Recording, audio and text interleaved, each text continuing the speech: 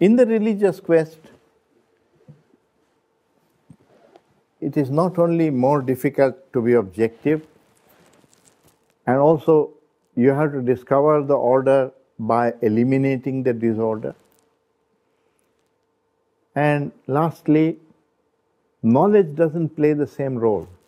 In science, you can learn everything that was done in Newton's time in 2 or 3 years. We do that with undergraduates. Then you learn what Einstein and so on did, and after that you build further. So knowledge is of great help, and it's an additive process. You continuously are working at the boundary between the known and the unknown, and so on. Whereas knowledge has very little value in the religious quest.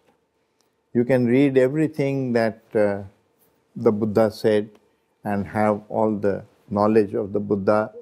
You can have a professor of Buddhist philosophy, but he is not the Buddha. He doesn't have that consciousness of the Buddha.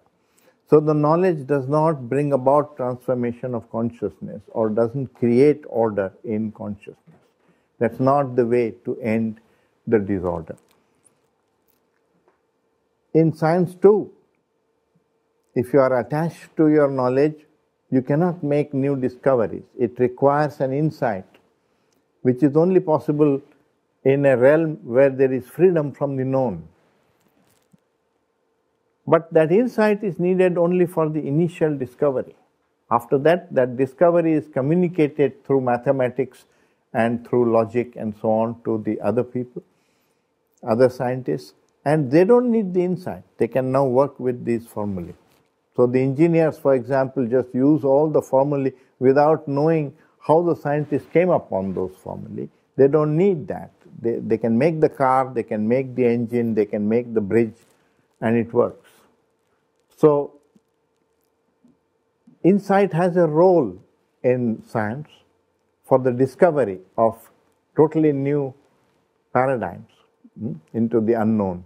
But the fact that you can then communicate them, those truths, and you can learn those truths like knowledge, like ideas, is not applicable to the religious quest.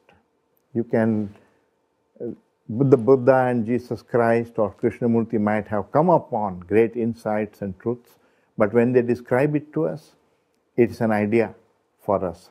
And we have to go from the idea of the truth to the realization of that truth. And that is the bit which is pathless. And that requires a creative insight. So in other words, in the religious quest, if you don't have insight, you have ashes. Because the illusions don't end unless you perceive the truth. And truth is not an idea, it lies at the level of perception. So that's another difficulty, that the Buddha's son again starts from the bottom of the pit. It's not as if he is greatly helped by the fact that what the Buddha had discovered.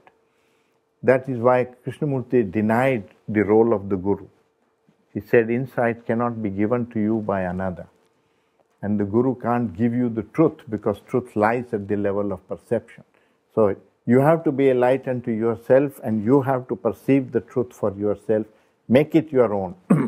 But if you just accept it through logic and idea, then it works in science, but it doesn't work in the religious quest.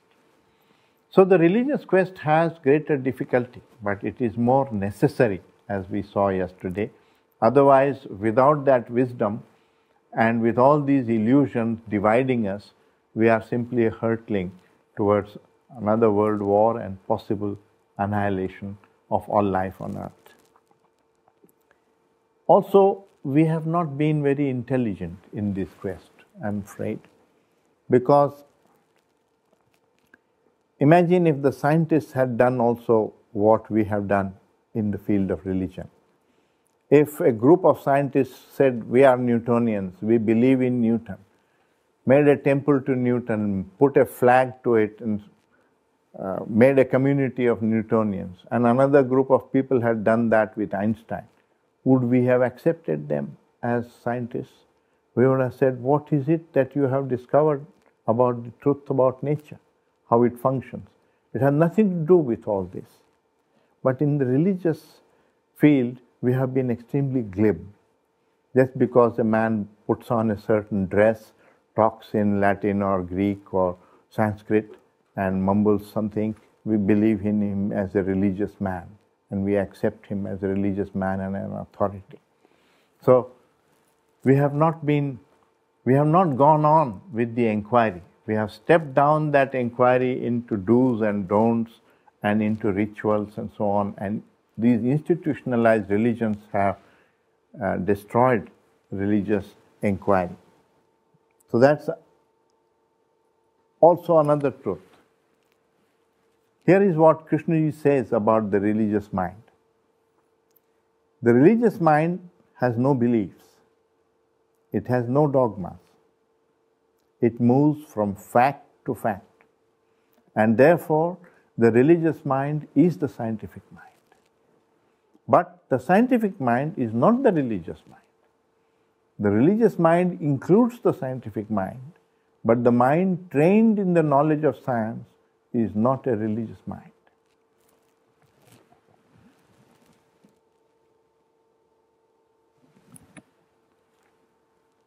In conclusion, I want to summarize what I have said, that science is a quest for discovering the order that manifests itself in the external world around us.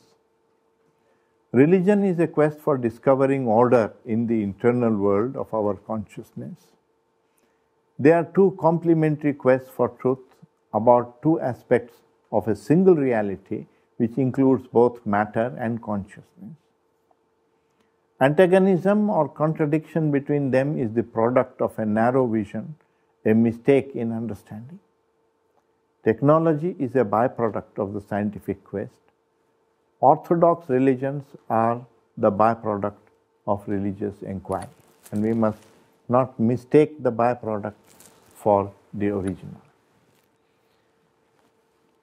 Then I have tried, if it is true that these are two complementary inquiries into two aspects of reality, then there must be questions which are of interest, which are at the borderline, which are of interest both to science and to the religious quest. And I have tried to list some of these questions. Want to share the questions with you. I don't have the answers. What is consciousness? How did it originate, if at all? Is it a property of matter? Many scientists believe that matter is primary, and when it comes into a particular configuration and so on, it acquires the property of consciousness. There are others who say no, consciousness is something apart, not an emergent property of matter. Is the mind separate from the brain? Which is what Krishna said, but I'm positing it as a question. Is there a soul apart from the body? In other words, if you could do a thought experiment and imagine that a chemist is able to put all the atoms synthetically as they are in my body right now, will you get this chap, living person sitting in front of you, or will you get only his dead body? That's the question. From the scientist's point of view, it's the same. How does the mind interact with the brain? How do the atoms know how to behave in a plant, an animal, and a human being? It's the same atoms which go to make the tree, which go to make the dog, which go to make my body. Carbon, hydrogen, oxygen, nitrogen, sulfur, etc. But they behave very differently. A dog lives for 12 years. We live for about 80 years. And trees live for thousands of years. How do the atoms know when should they start decaying and how long they should be growing? Of course, genetics and all that, but how did all that come about? Do we have separate consciousnesses? There are people who have said consciousness is a singular with no plural. There's only one consciousness. We share that. How does one consciousness interact with another? You know, if you had two computers and this computer was interacting with that, what this computer was doing got transferred to this, you would say there is an electromagnetic wave or a wire connecting the two which has transferred that knowledge. What's the connection between me and you? I'm expressing certain meaning which I want to convey through words. You are hearing it and it gets transmitted into your brain. Right? So from this computer it goes to the other computer. And what's the connecting link between us? Is that consciousness? Do we have separate consciousnesses? Does consciousness carry energy? Can it interact with matter? It interacts with matter in the brain, but they also talk about telekinesis and so on. So, can it interact with matter? Then about life and death. What is life and how did it originate? We still don't know. Scientists have still not been able to create life out of non-living chemicals in the laboratory. They have an idea how it might have originated, but they have not been able to replicate that happening. So we really don't know. What decides how long a life form will grow and then wither away? Does all life carry consciousness? Does consciousness end with the body? Then about laws and determinism. Why is nature orderly? Why are there laws at all? Is everything predetermined? Is there such a thing as free will? Is consciousness also predetermined? Why does mathematics apply in nature? These are all questions of a philosophic kind which are of interest for the religious man and they are also of interest to the scientist. So there are areas of overlap between the two, and that is why I say these are two complementary quests for truth. I think I'll end it here and then we can have some questions or dialogue.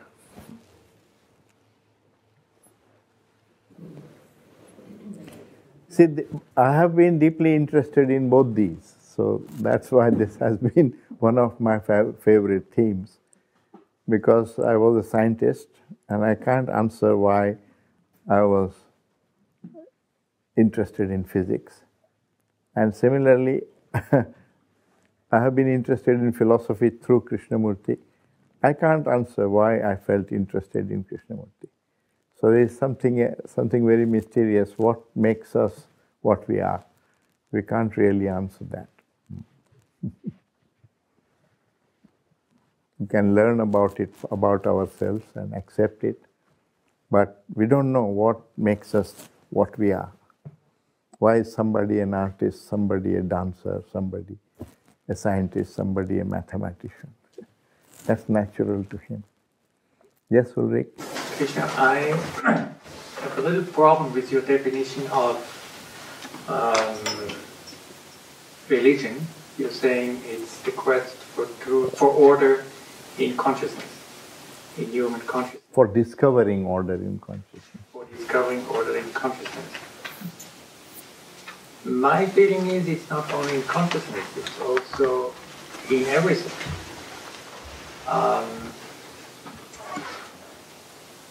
And I recall Krishnamurti, he said, you can discover truth under a leaf of a tree. So that's not within consciousness. Of course, I agree, it depends on the perception. If you have the right perception to discover something like this. So that's why I would propose to expand the definition. I think the quote which I gave from Krishnamurti did expand that. He said that the scientific mind is part of the religious mind, because it's also a quest for truth. And you are right that all truth, but those truths, the truth about why the sun shines, does not in any way affect my consciousness. It's a truth about nature. So if the purpose of the religious quest is transformation of consciousness, then some truths are more essential for that than others. And that's why the Buddhists and also Socrates and so on, they talked about the greater importance of self-knowledge than of knowledge of the world, which they did not deny the knowledge of the world, but they regarded that as a lower form of knowledge, and the higher form of knowledge was self-knowledge. Right, I understand. Yes. But also, they also said that truth is something that comes to you. So it's not a given in consciousness already. However, I think it has a prerequisite that there has to be order in consciousness first before something else can happen. I just would not propose to limit truth as what is in consciousness. I see something much larger that we don't know. If we say it's within consciousness, it seems to me that it's already limited in a way. Yes, but how does a human being end any illusion? All of us have that experience. We have ended some illusion. We may not be completely free from all illusion, but we do have experience of ending some illusions, whether it be of religious division, or it may be of national division, or it may be superstitions, which are even more superficial forms of illusion. They end. So there is innately this capacity to perceive what is true and what is false. That is a form of intelligence, which is what is the intelligence needed for the religious quest. It's somewhat different from the intelligence needed for the scientific quest or for the engineering works and so on. So, whereas it's true that Krishnamurti also pointed out that you have to be free before learning really takes place. But it doesn't mean that your learning is completely blocked if you are not free. Because the experience shows us that even a person who is not free is able to end illusions, is able to end. Doesn't come upon total freedom. See, Krishnaji's interest was in total freedom. Yeah, and that's why he didn't agree to any increase. But the fact is that human beings grow in wisdom. Free human beings are very, very few and far removed. I mean, maybe you had Buddha or Jesus or Krishnamurti or Ramana Maharshi and a few, you can count them on the fingers. But wise people are not so few. So how does a human being grow in wisdom? So the very fact that human being, you find, because if it is either all or none phenomenon, then either there must be fools or there must be liberated people.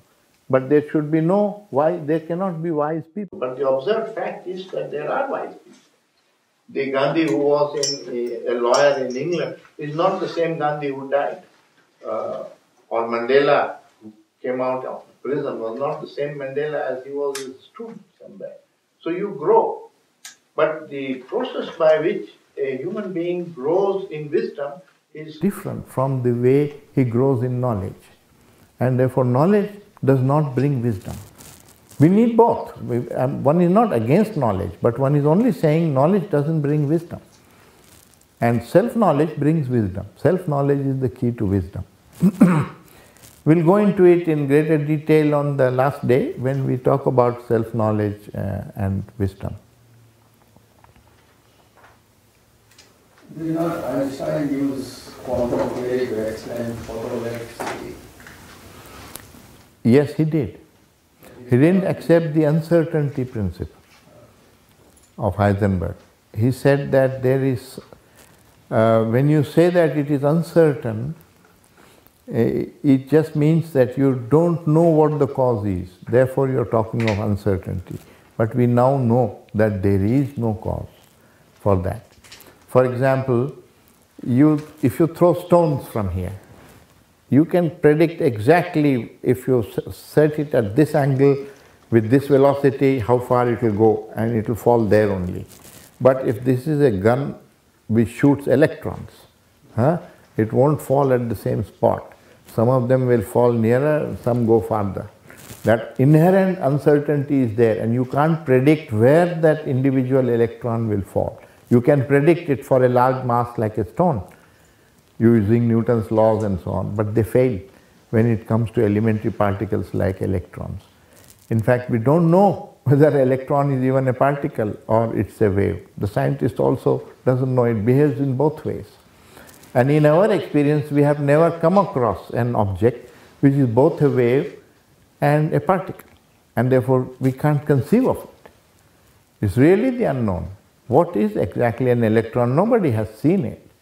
But from the behavior, you know that it behaves both like a wave and like a particle. Now, how can something be both a cricket ball or tennis ball and also a wave on the sea, surface of the sea? The two things are completely separate phenomena, but the fact is that that object behaves in both ways. The experiments show that. So maybe our minds are limited by our experiences, and that therefore we are unable to conceive of something. Reality may not be comprehensible. So what Einstein stated, that the most incomprehensible thing about the universe is that it is comprehensible, is questionable, because there are things which are not comprehensible. You can use, of course, mathematics, but your imagination fails, even with regard to physical reality. In fact, in science they now say this modeling and all that is very trivial business. It's just for the convenience of you feel that you are understanding, but that is not actual reality. So the actual reality may be very different from what you are able to conceive.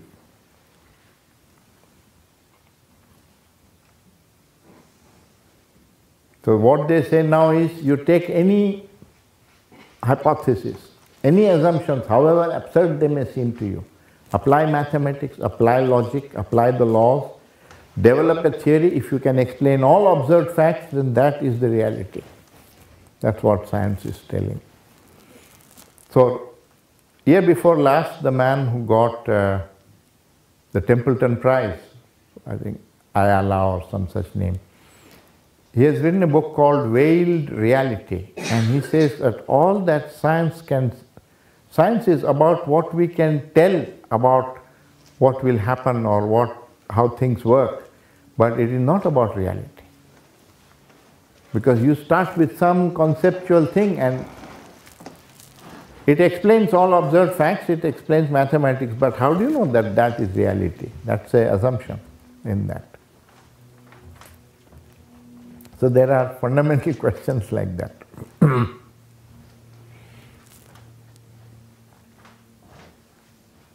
But I think the fact that we have equated religion with belief or tradition and churches and so on, or temples, has blocked the religious inquiry.